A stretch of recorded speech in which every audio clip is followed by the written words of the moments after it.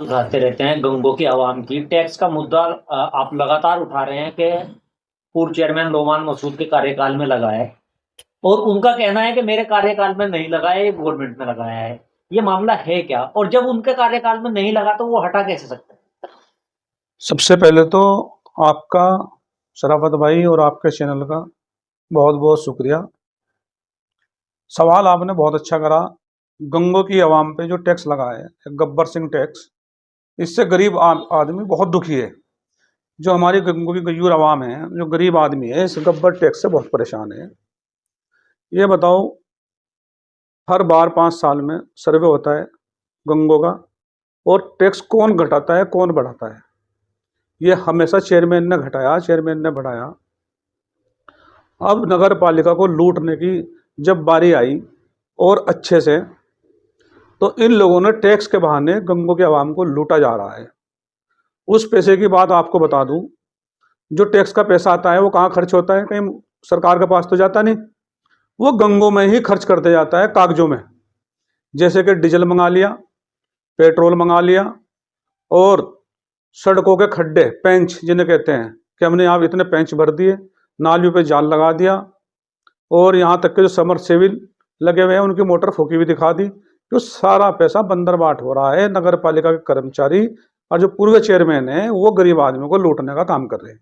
ये गब्बर टैक्स जो लगाया गरीब आदमी पे, इसका जवाब आने वाले टाइम में ये गरीब आदमी जरूर देंगे। इसका इनको हर जाना देना पड़ेगा, जो टैक्स इन्होंने गरीब आदमियों को मारने का काम किया। उसके बारे में आप क्या कहेंगे जो कि पूर्व चेयरमैन ये कहते हैं कि हमारे कार्यकाल में नहीं लगा तो हम कैसे हटाएं? ये बताओ, जब से नगर पालिका गंगो बनी, कौन बैठा गंगो में? उसका जवाब कौन देगा? वो जिम्मेदारी किसकी? कोई बीच में और तो चेयरमैन आया नहीं। जब ये बोर्ड की मीटिंग में सब कुछ पास करा लेते हैं, सारा पैसा खा जाते हैं। आज तक जितना भी भ्रष्टाचार हुआ नगर पालिका में वो किसने करा? हम तो कभी नगर पालिका में बैठे नहीं। उसका जवाबदेही कौन है? उसका जवाबदेही भी यही लोग हैं। इन्होंने गरीब आवाम को मार दी। और गंगों में आज तक, जब मैं कह रहा था ना गंगों की आवाम का खून पी ले नेताओं ने, जो टैक्स लगा के गंगों के आवाम का खून पीने का काम ये लोग कर रहे, और इससे बड़ा जुल्म हो नहीं सकता।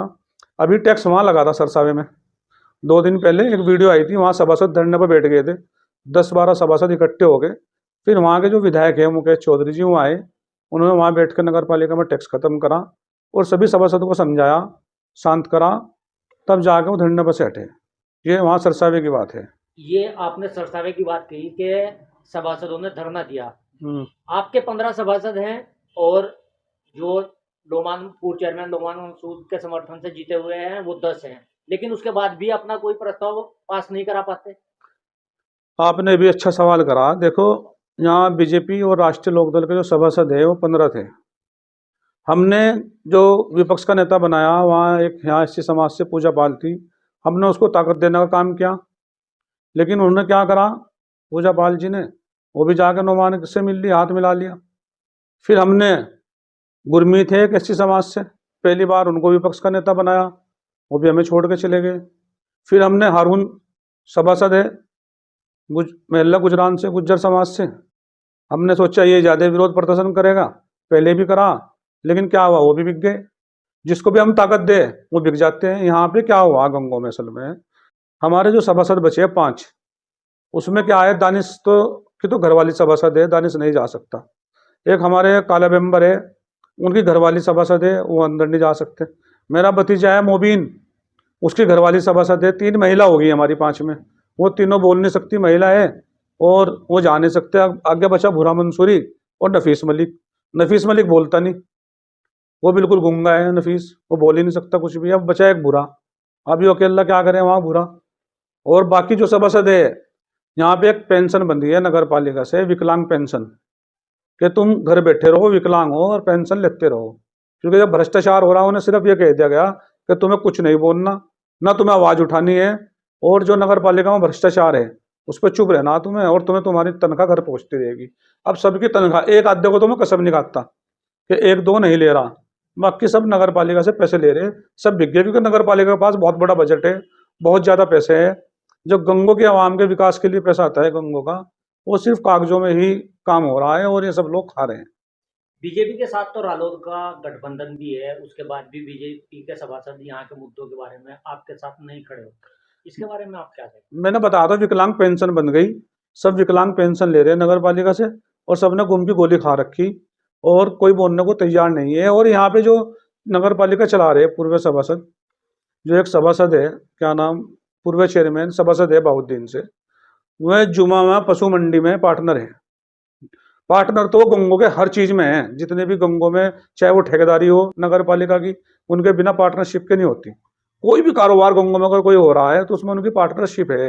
उनको पैसे की इतनी भूख है, इतनी भूख है पैसे की, पता नहीं वो पैसों को सारे को कब्र में साथ ले जाएंगे। सुबह उठ के 5 बजे जो आदमी मंडी में जाता हो और वहां जाके भैंस बकरी बकरा गिनता हो, तो वो बताओ गरीब आवाम के लिए कुछ कर देगा? मैं एक बात कहना चाहता हूँ, उसका कोई कितना भी नारे लगाने वाला हो, कितना भी चाहने वाला हो, ठीक है, खुदा ना खास्ता वो बीमार हो जाए और उसको 2-3-5 लाख रुपए की जरूरत पड़ जाए, और वो अपने नेता से जाके कहना कि भाई मुझे जरूरत है पैसे की इलाज के लिए और तुम मुझे दे दो, असलियत पता लग जाएगी। पैसे नहीं देने का, 1 रुपया भी झुट्टी तसल्ली देगा, क्योंकि उसको खुद पैसे की इतनी भूख है। गंगों की आवाम से कोई मोहब्बत नहीं है, इसीलिए गंगों की आवाम के लिए क्या करा बताओ? कोई एम्बुलेंस बनाई हो, किसी का बच्चियों का निकाह कराया हो, हॉस्पिटल बनाया हो, कोई मेडिकल कॉलेज बनवाया हो, कोई शिक्षा के लिए कुछ करा हो कि चलो भाई गर्ल्स इंटर कॉलेज बना दिया हो, कुछ नहीं किया आज तक के गंगों के आवाम के लिए।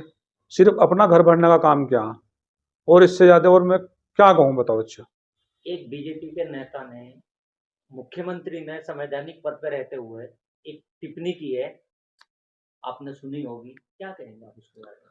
देखो हम लोग संविधान को मानने वाले लोग हैं, और हमारा संविधान ये इजाज़त नहीं देता कि किसी एक वर्ग को निशाना बनाया जाए। आप सभासद की भी शपथ, सभासद अगर कोई जीत के जाता है वो भी उसकी शपथ लेता है, चेयरमैन भी सभासद लेता है, एक विधायक होता है वो भी संविधान की शपथ लेता है, एमपी है वो भी संविधान की शपथ लेता है। जब माननीय मुख्यमंत्री जी, प्रदेश के मुख्यमंत्री, एक संविधान की शपथ लेके और ऐसा बयान देना, वो मैं कहूँगा इसकी जितनी भी निंदा करी जाए इतनी कम है, क्योंकि इससे नफरत फैलती है, इससे एक हिंदुस्तान के अंदर एक बंटवारा होता है, और इससे देश का बड़ा नुकसान होता है। ऐसी बयान नहीं देना चाहिए। मैं तो इतना ही कहूँगा, एक संवैधानिक पद पे बैठकर उसकी गरिमा को बनाए रखे, और इससे गलत संदेश जाता है समाज के अंदर, नफरत का तोड़ने का काम होता है, ये नहीं देना चाहिए। मैं तो उसकी निंदा करता हूँ, बिल्कुल। मैं इसकी मतलब जितनी निंदा की जाए इतनी कम है। आज के वक्त में ऐसा हो रहा है कि लगातार वीडियो वायरल करके कोई भी किसी भी तरह का बयान दे रहा है, और एफआईआर होने के बाद भी उस पर कार्रवाई नहीं हो रही है, इसके बारे में आप क्या कहेंगे? देखो इसके लिए तो सख्त कानून बनना चाहिए। सबसे सस्ता आसान आसान काम है अपना आप को प्रचार करने के लिए। मोबाइल उठाओ, वीडियो बनाओ, खर्च तो कुछ होता नहीं, और मुसलमानों को गाली दो, रातों रात स्टार बन जाते हैं और अपना प्रचार हो जाता है। मुसलमानों को गाली दो, टारगेट करो, मुझे पता मुकदमा तो कुछ होने का नहीं और तुम्हें पब्लिसिटी मिल जाएगी। तो इस पर तो मेरी यही मांग है सरकार से कि इस पर सख्त कानून बने, और जो कोई भी आदमी किसी के भी धर्म के खिलाफ, चाहे वो हिंदू है, मुसलमान है, सिख है, ईसाई है, वो किसी भी जाति से, किसी भी धर्म से किसी के खिलाफ कोई ऐसी भाषा ना इस्तेमाल करे जिससे